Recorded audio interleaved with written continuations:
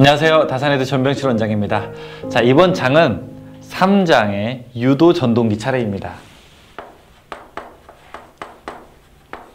유도 전동기라고 하는 것은 교류 전동기를 이야기하는 겁니다. 쉽게 얘기해서.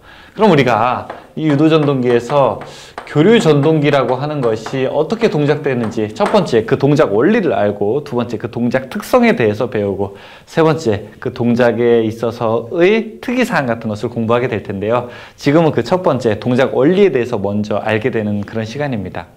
자, 자세한 것은 요 다음 시간, 요 다음 강의에서 말씀을 드릴 텐데, 자, 일단 시험 접근부터 한번 해보죠. 어떤 거냐?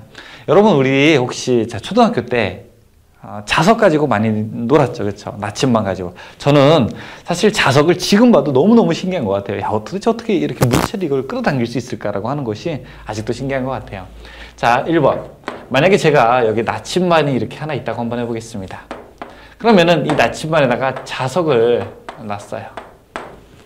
자석을 놓게 되면은 제가 이 자석을 살살살살 돌리게 되면은 아마 이 나침반도 살살살살 따라 돌게 될 것입니다. 동의하십니까? 동의하세요? 다시 한번 자석을 살살살 나침반 위에서 돌리게 되면은 이 나침반도 어떻게 된다? 따라서 돌게 된다. 그러니까 직접 닿지도 않았는데 이 자석이 돌아가니까 이 안에 있는 나침반이 돌아가는 원리는 어떤 거다? 마치 유도작용에 의해서 그렇다. 왜? N극과 S극은 서로 무슨 성질? 잡아당기려고 하는 성질이 있기 때문에 그런 것이죠. 그러면은 말이야, 이렇게 하는 방법도 좋지만 두 번째, 자, 이것을 조금 더 진일보시켜서 여기에 N극과 S극의 나침반을 놓고 여기다 코일을 감아 놓는 거죠. 그 다음에 이쪽도 코일을 감아 놓고, 이쪽도 코일을 감아 놓고, 이쪽도 코일을 감아 놓은 다음에, 자, 전기를 여기 플러스 마이너스를 이렇게 딱 줘보겠습니다. 그럼 여기가 S가 된다고 한번 해보죠. 그 다음에 조금 있다가 여기 플러스 마이너스를 집어넣고, 그 다음에 조금 있다 여기에다가 플러스 마이너스를 집어넣고, 조금 있다가 여기다가 플러스 마이너스를 집어넣고 해서 하나, 둘, 셋, 넷 이런 순서대로 전원을 집어넣게 되면 어떻게 됩니까? 여기 있는 나침반도 돌지 않겠습니까? 그쵸? 어떻게? 따라 돌게 되는 거죠. 이 아이디어까지 우리가 딱 났습니다. 그러니까 주변에서의 자기장을 회전시키면 그 안에 있는 것도 돈다라고 해서 우리가 기본적으로 유도 전동기의 원리를 여기서부터 우리가 모티브로 해서 착안해서 실제 전동기를 개발할 수 있었던 겁니다. 언제? 100년 전에 이미. 자, 이런 거는 또 무엇이랑 같냐? 더 근본적으로 가게 되면은 어떤 원리가 있느냐? 자, 이렇게 원판에다가 동그란 원판입니다. 원판에다가 안에 중심축을 놓고 그 다음에 자석, 자, 여기 말굽자석이라고 하죠. N극이랑 S극이 있는 자석을 돌렸더니 이 원판도 따라 돌더라 라고 하는 바로 이 원리를 처음 아라고라는 사람이 있습니다. 아나고가 아닙니다. 아라고입니다. 아라고의 원판이라고 이야기합니다. 자, 여기서부터 우리가 유도 전동기에 대한 어떤 개념적인 이해가 좀 필요한 부분이죠. 그렇죠? 그래서 221페이지 교재 보시게 되면은 그 위에 아라고의 원판이라고 있고, 자, 읽어보게 되면은 어떻게 해서 유도 전동기가 이제 돌게 되는 그런 원리를 설명하게 됩니다. 그 밑에 보면은, 자, 전자 유도 현상. 유도 전동기는 도체와 자기장 사이에 발생되는 전자 유도, induction of electromagnet, 그쵸? 작용을 이용한 것이며, 플레밍의 오른손 법칙으로 기전력이 발전되는 원리와 왼손 법칙으로 전동력이 발생되는 원리를 설명한다. 이렇게 되어 있습니다. 자, 한 페이지 넘겨서, 그럼 유도 전동기의 구조는 어떻게 되어 있냐? 그런 걸 물어보게 되죠. 유도 전동기는 크게, 자, 이 프레임, 전선이 감겨 있는 우리가 고정자라고 합니다. 전선이 감겨 있는 고정자가 있고, 자, 또 하나 이 안에 돌아가는 회전자가 있게 됩니다. 그래서 거기 보면은 삼상 유도 전동기의 구조는 고정자 스테이터라고 합니다. 그 다음 부분과 회전자 로터라고 합니다. 부분으로 되어 있고, 권선형 회전자와 농형 회전자가 되어 있다. 이렇게 이야기를 하고서 그 밑에 뭐 쭉쭉쭉쭉쭉쭉 돼 있죠. 자, 유도전동기, 이런 유도전동기 장점은 무엇입니까? 자, 유도전동기를 무엇과 비교 한번 해볼까요?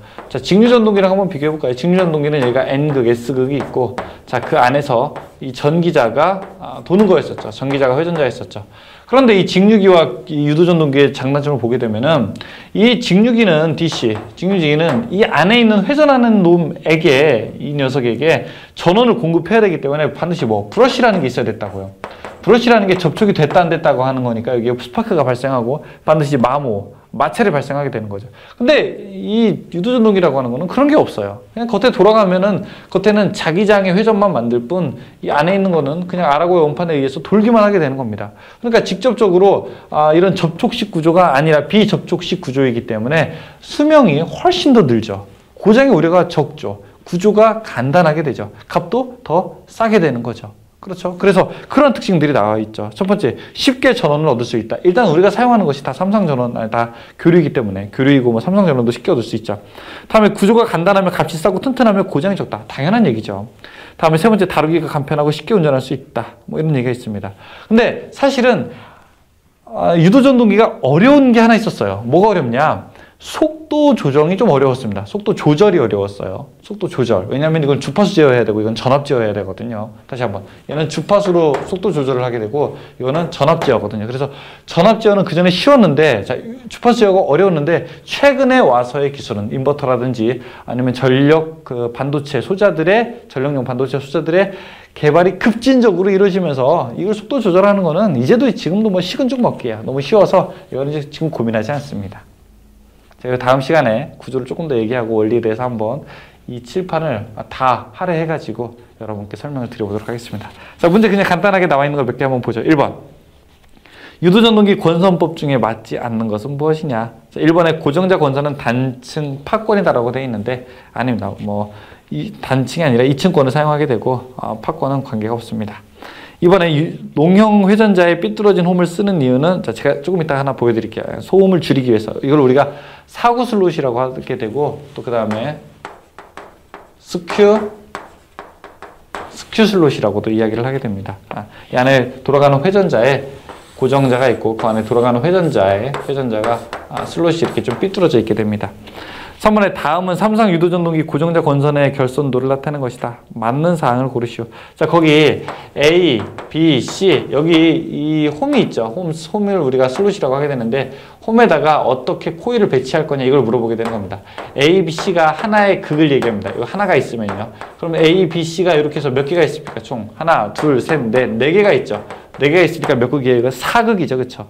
그 다음에 제일 뒤에 보면은 A4, B4, 그 다음에 C4. 여기 어떻게 됩니까? 세 개가 만나서 하나의 접속점에서 만나게 되죠. 이거 무슨 결선? Y결선이 되죠. 그래서 삼상, 사극, Y결선이 되게 됩니다. 네, 간단하게 보고, 자, 다음 시간에 우리가 유도전동기가 실제로 어떻게 회전하게 되는지 그런 것에 대해서 본격적으로 공부를 해보도록 하겠습니다. 준비되셨습니까? 네. 자, 그러면 여기서 설명 마치겠습니다. 수고하셨습니다.